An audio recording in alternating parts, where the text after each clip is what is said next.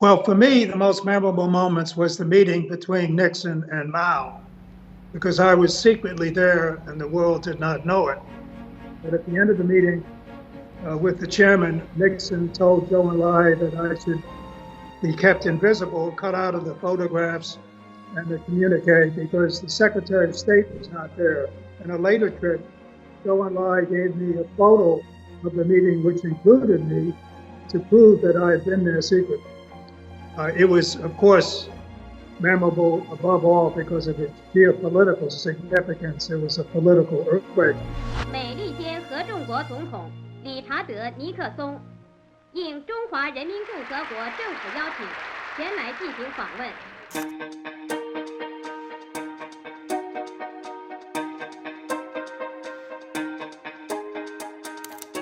Well, you will not be surprised to hear that I think it was diplomatic genius. It was closer to a stroke of genius.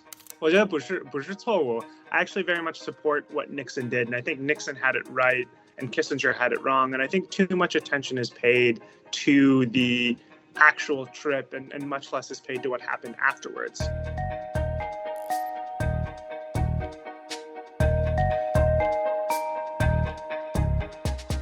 It's just ridiculous to say that. China would have emerged sooner or later. As soon as Deng Xiaoping came along, there's no way we could have stopped that. And furthermore, we should welcome the China challenge, not where it's aggressive. We certainly disapprove of China's aggressive foreign policy and its overwhelming domestic repression and interference in other societies. But we ought to be self-confident that we can compete with China. I think it's indisputable that China changed for the better. So, first of all, to the degree to which we helped create an environment that let Deng Xiaoping begin to modernize the country, we had 40 years of peace. And reflect on what was before Nixon went.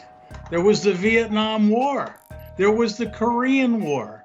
These were the two biggest hot wars of the Cold War, and they were both against China. 这当然，共产党因为这种50年来的接触，对他来说是利与弊大得多。美国呢是也有利益，也有赚钱的机会，可是最主要是最近5年、7年来，美国商界发现有偷窃知识产权问题啊，各方面美国的社会在5年来。有点对中共的失望的现象，所以现在不是那么想庆祝50周年，真是有很多人现在认为是养虎为患的局面。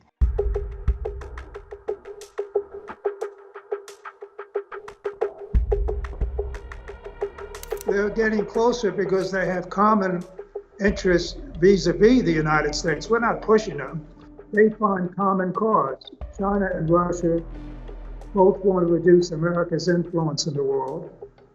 They both fear that Western and American influence of democratic principles will threaten their regime. There's no question that the triangle has changed, but we didn't make it change. It's China's growing power and their common concern about U.S. opposition. Now, I might add that they're cooperating greatly now, but it's a tactical alliance. It's not a strategic one.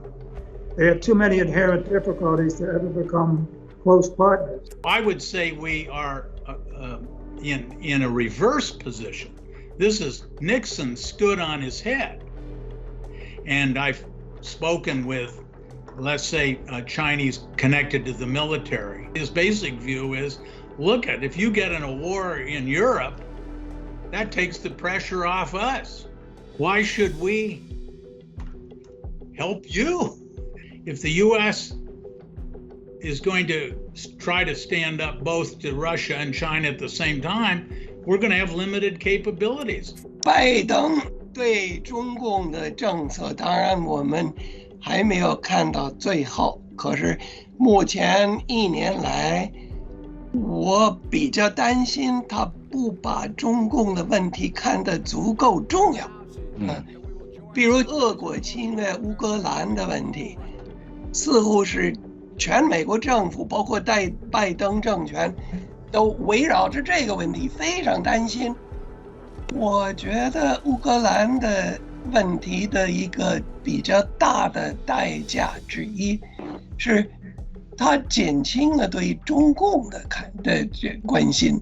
无论如何呢 ，Vladimir Putin 他的视野是东欧和中亚，他想恢复苏联的那个帝国的范畴。习近平不是，习近平和共产党，他是对全球有一个威胁。这个比 Putin 的这个威胁更大。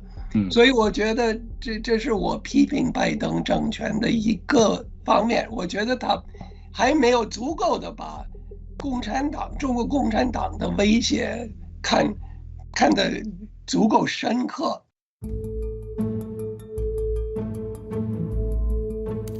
Over the last several decades, we've had these different intellectual frameworks about how the U.S. should work with China. So in the 70s and 80s, it was, well, the enemy of my enemy is my friend. China's an enemy of the Soviet Union now, so we should work with China in order to push back against the Soviet Union.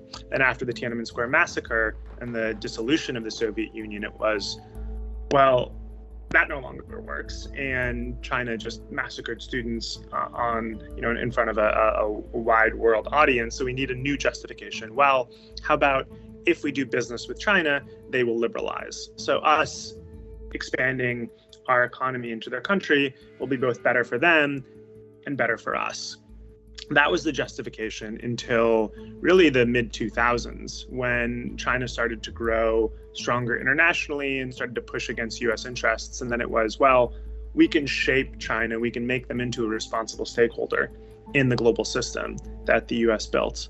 And really, we're still trying to figure out what this next narrative is. All the other ones have been faulty, especially what happened in the 21st century. And now, really, we're in a place where it's very likely that the US and China will be on opposing sides of a war, and there's not nearly enough national debate. Is that the right way for the US to go? Is that not the right way? How do we talk about this in a way that doesn't get constrained by the business community trying to expand its operations and influence in China?